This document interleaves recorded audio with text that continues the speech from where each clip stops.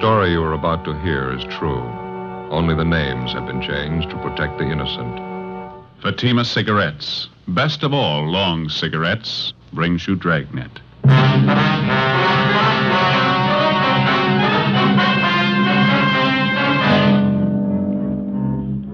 You're a detective sergeant.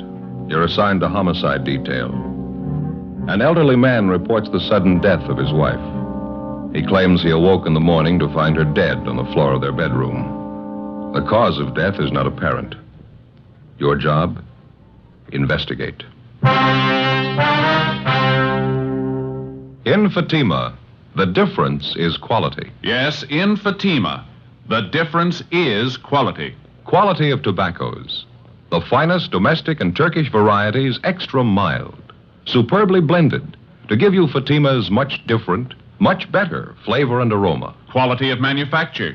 Smooth, round, perfect Fatima cigarettes.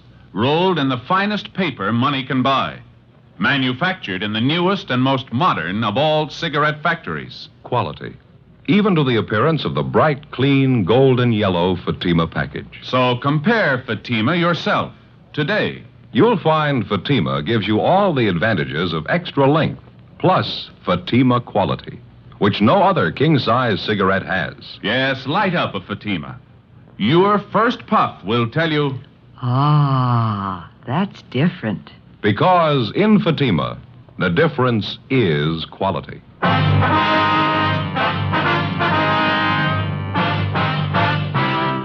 Dragnet, the documented drama of an actual crime. For the next 30 minutes, in cooperation with the Los Angeles Police Department, you will travel step by step on the side of the law through an actual case transcribed from official police files.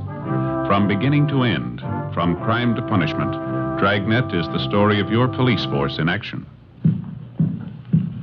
It was Friday, November 12th. It was cold in Los Angeles. We were working the day watch out of homicide detail. My partner's Ben Romero. The boss is Thad Brown, chief of detectives. My name's Friday. It was 9:38 a.m. when I got back to the first floor of the Blackwell Hotel. Room 7. Oh, hi, Joe. Come on. Yeah. How's the old fella doing? Did he tell you anything? Hasn't talked at all. He's pretty broken up. Woman's dead, that's about it. How about the bruise on her forehead? You think that could have been it? No, it was just a slight bruise. I don't think that could have killed her. They moved the body out of the room yet? Yeah, they just did, taking it downtown for the autopsy. Well, I guess we can take the old man back to his own room now, huh? Yeah, I think so. He's back here in the kitchen there. Fixed him a cup of coffee. Still feeling pretty bad. Mr. Turner, would you like to go back to your room now? Everything's been fixed up. Mr. Turner? What happened? You can tell me. What happened to Gertrude? I'm afraid we don't know, Mr. Turner. Not yet. I told you about it, didn't I? Woke up this morning about 8 o'clock. Put my arm over on the pillow and she wasn't there. And I got up and I saw her laying on the floor. My wife, Gertrude. I felt her arm. She was cold. Ice cold. Somebody ought to know what happened. Well, we'll let you know just as soon as we get the coroner's report, sir. Would you like to go back to your own room now? What's the coroner have to do with it? Well, he's going to have to perform an autopsy. We'll have the report for you tomorrow morning. I don't want him to do that to Gertrude. I don't want him to. I'm sorry, sir. I'm afraid it's necessary. Deaths of this kind, there was no doctor in attendance, nobody to sign the death certificate. There's nothing I can do, nothing to help her. I'm sorry, Mr. Turner. Can we help you back to your room, sir? Is she still there? No, sir. They've taken her body downtown. Can I give you a hand there? Thank you. All right. I'll get the door.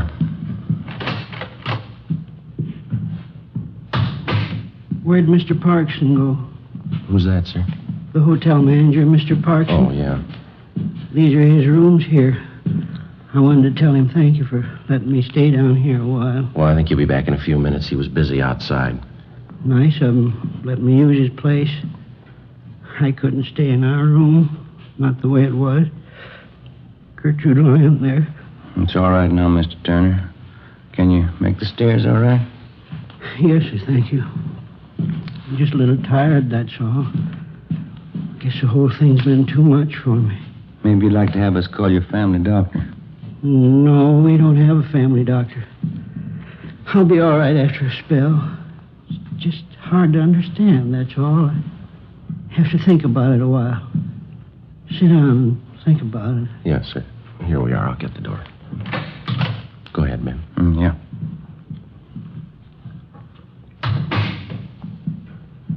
It's right there on the floor, officer. It's where I found her when I woke up. Right there by the bed. Mm-hmm. Where have they taken her? Downtown, Mr. Turner, to the county morgue. Oh. They'll let me see her, won't they? Yes, sir, they will. Do you feel up to answering a few questions for us now? All right. I'll tell you everything I know about it. I don't see how it's going to help anything. We'll try to make it as brief as possible, sir. Now, your wife's full name is Gertrude Agnes Turner, is that right?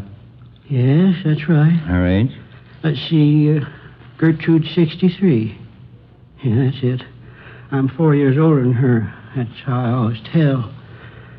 Was your wife in good health, Mr. Turner? Under a doctor's care, anything like that? No. Nothing wrong with her I know of. Heart trouble? Anything like that? No, sir. She used to have headaches every now and then. A doctor friend of ours back home used to send pills for her to take. That's about all. How was your wife feeling last night? Was she all right then? Just fine. When I woke up, I put my arm over on her pillow. She wasn't there. Then I got up and saw her laying on the floor, right by the bed. Gertrude. She was ice cold. There was a little bruise up here on her forehead. I thought I was dreaming. She was dead. We weren't even married a year. Do you want to go on, sir? You think you feel all right? Yeah, it's all right, officer. I got a little bit of brandy in that cupboard over there. Think I could use some if you two officers don't mind? That's perfectly all right, sir. Yeah, I'll get it, Mr. Turner. We had it all figured out Tuesday, November 16th. That's her name's day. How's that, sir? November 16th. It's my wife's name's day. You see, Gertrude's a German girl. A lot of German people don't celebrate their birthday. They celebrate their name's day instead. Next Tuesday's St. Gertrude's Day. Oh, I see. There you are, Mr. Turner. Thank you. Either one of you officers care for some brandy? You're certainly welcome to it. No, No, thank you sir. very much.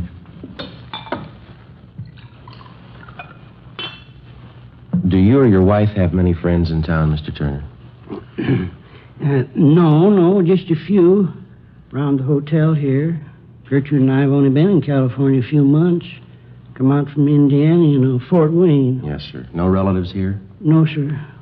Wife only had one relative living, sister. She's back in Indiana. Well, how did you and your wife get along, all right? Oh, fine. We never had any trouble. I loved her, officer. Did your wife have any enemies that you know of, sir? People she didn't get along with? Somebody who might have wanted to hurt her? Well, I can't think of anyone. Well, how about some of the men your wife knew before she married you, Mr. Turner? Any bad feelings one of them might have had towards your wife? No, sir, not that I know of. Besides, all her old friends are still back there in Indiana. Mm-hmm. You say your marriage was working out pretty well. Your wife didn't have any gentlemen friends that she might have been interested in? No, sir, I know that for the truth. Gertrude spent her time at home. She didn't run around. She was a good wife. Mm-hmm. Would you know if your wife had any reason at all to take her own life, maybe? Well, that's the last thing in the world Gertrude to do. No reason for it. We had too many things to look forward to. Oh, lots of things. You don't stop living just because you pass 65. Yes, sir. Tell me the truth, officer. Don't you really know what happened to her? No, sir, no more than you do. Afraid we'll have to wait for that coroner's report. I don't understand it, officer. How am I supposed to understand it? Sir? I went to bed last night and I had a wife. Yes, sir. Today's my day off. We're going to take a car ride down the beach. That's the dress she was going to wear hanging up there. Gertrude made it herself. She was going to wear it today. I'll try to take it easy, Mr. Turner. I beg your pardon. She's all I had. Why should she have to die? She didn't have to die, did she? I don't know, sir. Maybe she didn't have a choice.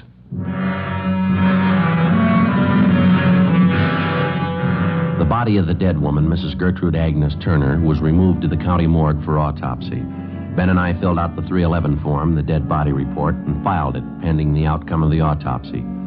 A couple of Mr. Turner's friends who lived upstairs from him at the Blackwell Hotel agreed to look after the old man until he got over the shock of his wife's sudden death.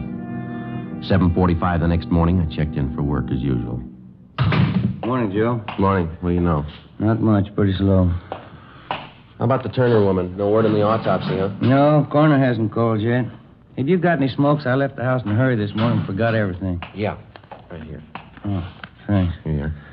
Thanks. Lousy morning. Another row with the wife. Oh? What's the matter? Oh, another one of those church bazaars she got herself mixed up in. She's calling on me for help again. Oh, yeah? What she wants you to do now? Remember the last time, don't you? That spring bazaar? Had me working on decorations down to the church 7 nights a week. 18 women running around telling you what to do. Yeah. It's like a madhouse, Joe. This time it's even worse. How do you mean? This time the ladies figure they ought to have a little more production. They want me to dress up in some kind of a funny costume. Auction off pies and cake.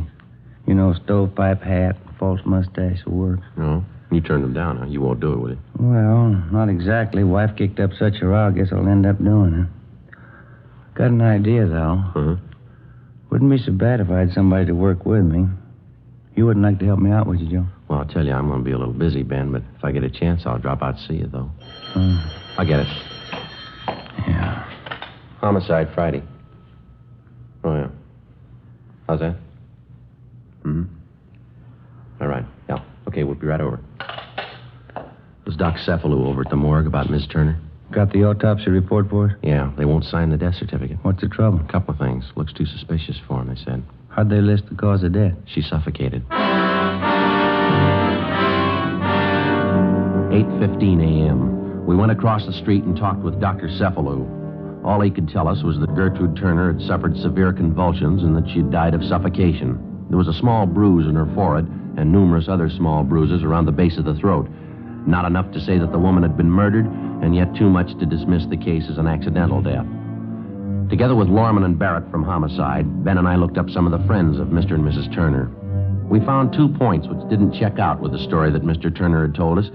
According to the friends, Turner had had some violent arguments with his wife. On at least one occasion, he'd struck her. And secondly, the dead woman did have a gentleman friend in the neighborhood, but his conduct with her had been above question. It was strictly friendship. We decided to take it from there. We went back to the Blackwell Hotel and found Mr. Turner in his room. He was wrapping up some of his wife's personal effects and packing them in corrugated boxes. We told him about the coroner's report.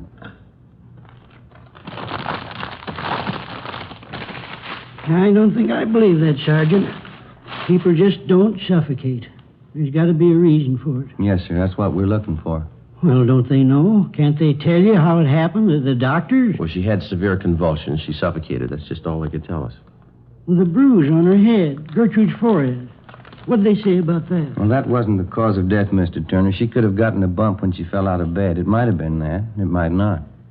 I just don't understand. You'd think there'd be some way of telling. Well, we were around talking to some of your friends in the neighborhood this morning, friends of you and your wife. Yeah. Oh, they've been real friends, officers. Every one of them. Been up to see me, brought me meals and things. Say, isn't that a pretty thing? Just look at that. Yes, sir. Real bone china. The cup and the saucer. Gertrude used to collect them. Had all kinds. Pretty. Yes, sir.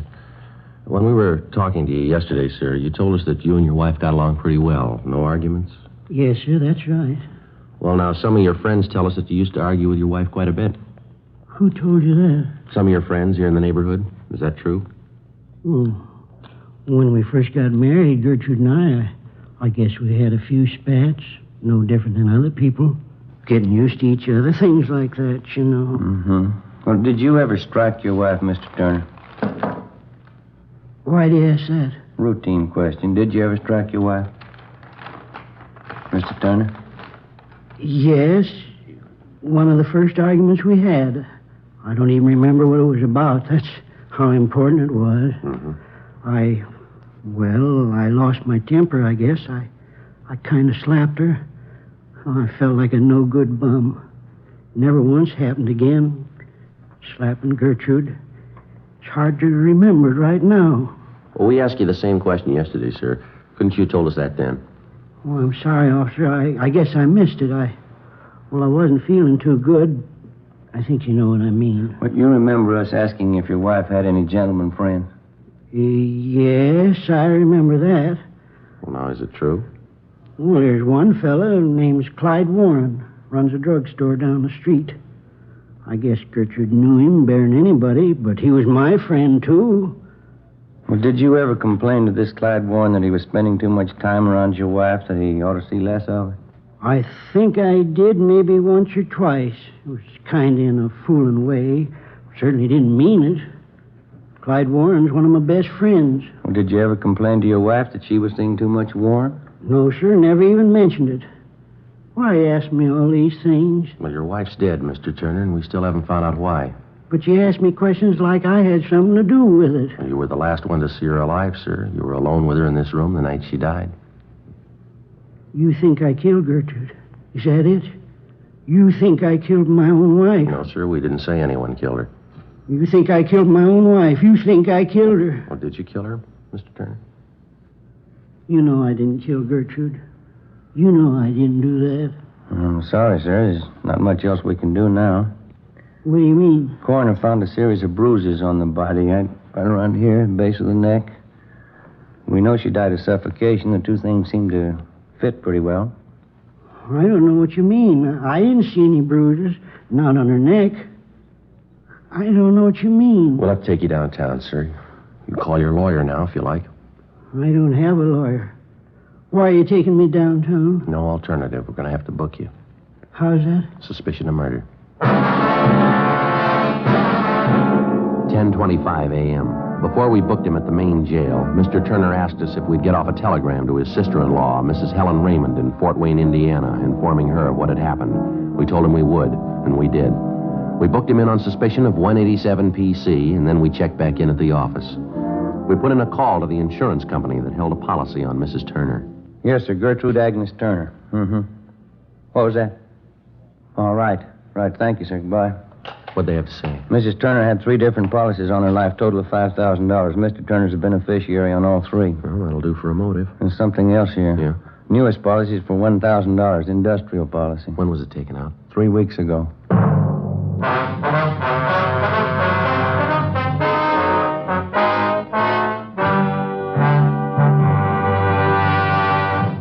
You are in the Scientific Investigation Division of the Metropolitan Police Department, the ballistics room.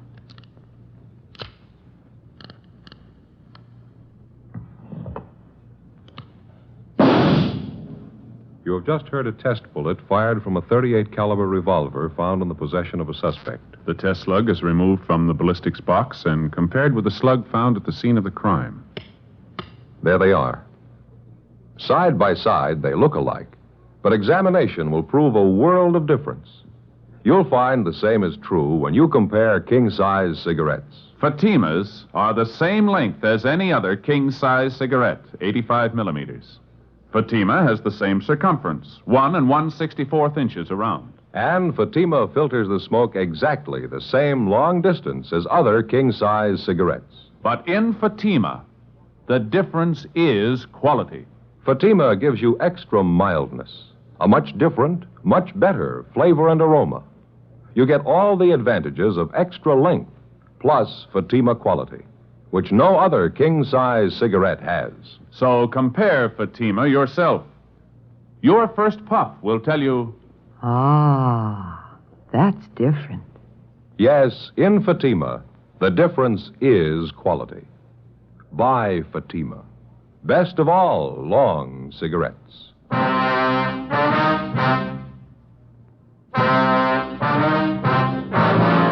Monday, November 15th, 10 a.m. The investigation went on. We failed to uncover any additional evidence against the suspect, Mr. Turner. We had 3 main points against the man. The recently issued insurance policy on his wife for $1,000, the fact that he had fought with his wife and struck her on several occasions, and the series of bruises which had been discovered at the base of the dead woman's neck. Well, as it stood, we weren't too sure that the case would hold up in court. Ben was less sure that the old man was actually responsible for the death of his wife. We figured if Turner was guilty, we might try to impress him with the evidence against him and attempt to get a confession. Monday, 1 p.m., we went over to the main jail to interrogate the suspect.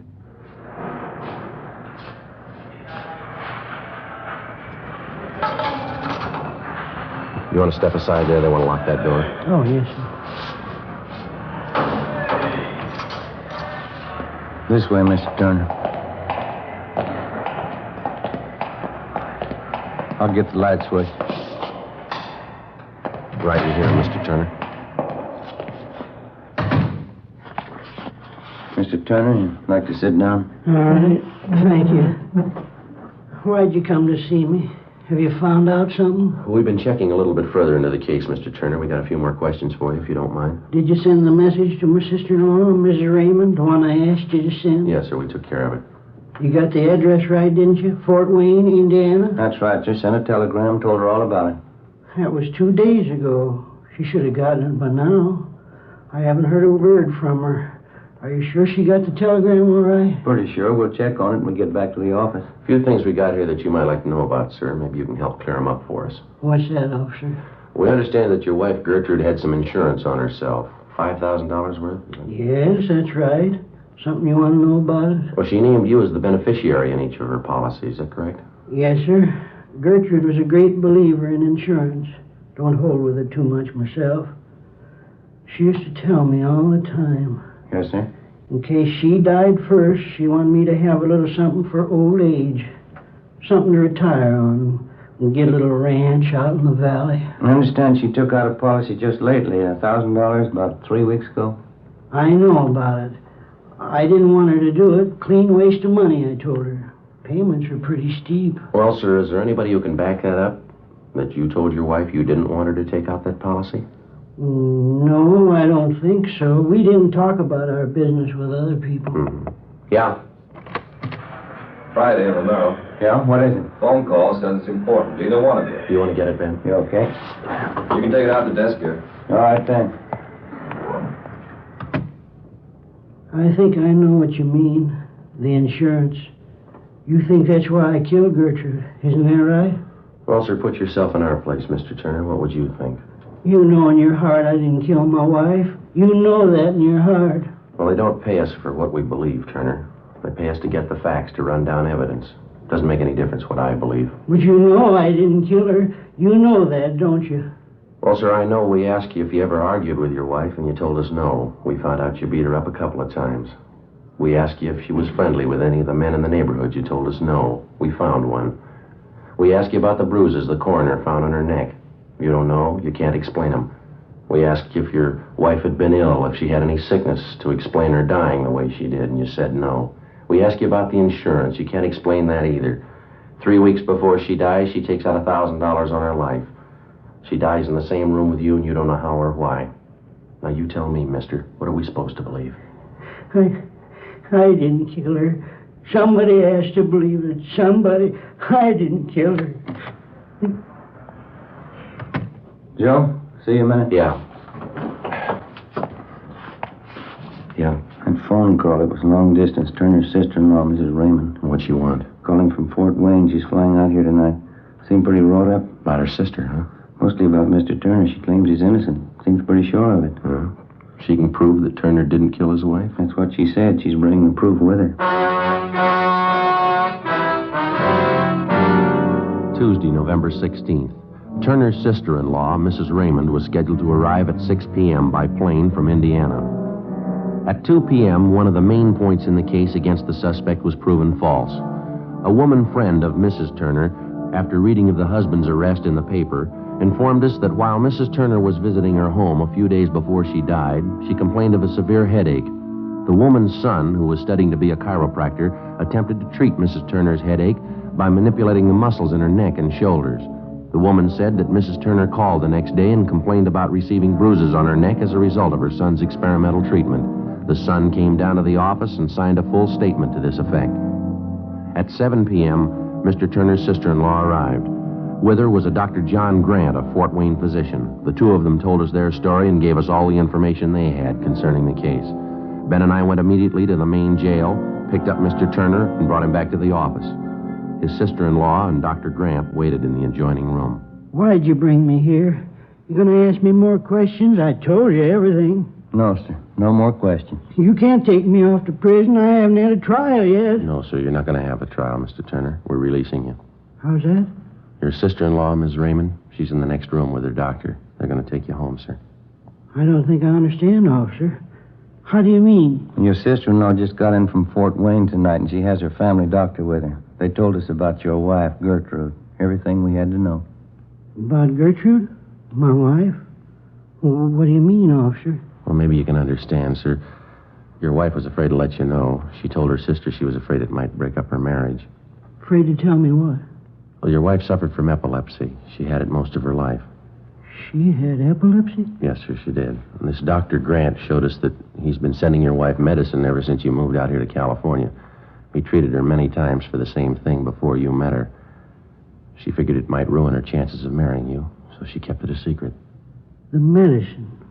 I remember that. Used to come through the mail. And that's it, sir. Counts for the headache she had the night before she died. She probably had an attack during the night, suffocated. That's how you found her in the morning. Well, why didn't they know? The coroner, they examined her. Well, sir, that's just the point. If you die of epilepsy, there's just no way of telling, not even by autopsy. Convulsions and suffocation. That's the only way they can list it. And she was ashamed. Gertrude. She was afraid to tell me. Yes, sir, that's what she wrote to your sister-in-law. We saw the letters. And I can leave now if I want to? Is it all right? We'll get you things from the property clerk first, and then you can go. Can I see Helen now, my sister-in-law? I'd like to say hello. Yes, sir, you can. It's right through that door there. Well, thank you kindly. It's all right. Officer, Yes, just one thing I'd like to ask. yes. You knew all the time, didn't you? I mean in your own heart. How's that? I couldn't have killed Gertrude. In your own heart, you knew that, didn't you? Officer? Yes, sir, I know it. I thought you did. I'll be right back.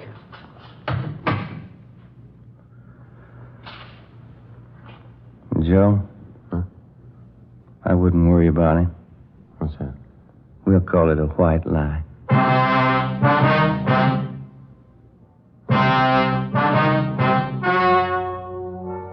The story you have just heard was true. Only the names were changed to protect the innocent. On November 16th, a meeting was held in the office of Blaine Steed, captain of homicide. In a moment, the results of that meeting. And now here is our star, Jack Webb. Thank you. Friends, the makers of Fatima do everything possible to produce the king-size cigarette that you want, just as we on Dragnet try to bring you the kind of entertainment that you want. Well, in our honest opinion, Fatima is the best of all long cigarettes. And I know from reading our Dragnet mail that more and more of you back me up on that. If you haven't tried Fatimas yet, may I suggest you buy a pack? You'll find Fatima gives you all the advantages of extra length, plus Fatima quality, which no other king-size cigarette has. Remember, tomorrow, first chance you get, buy Fatima.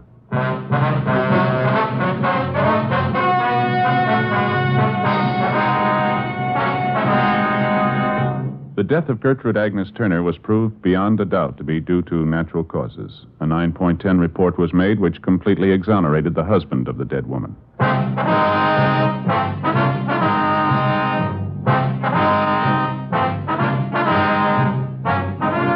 You have just heard Dragnet, a series of authentic cases from official files. Technical advice comes from the Office of Chief of Police W.H. Parker, Los Angeles Police Department. Stay tuned for Counterspy next over most NBC stations.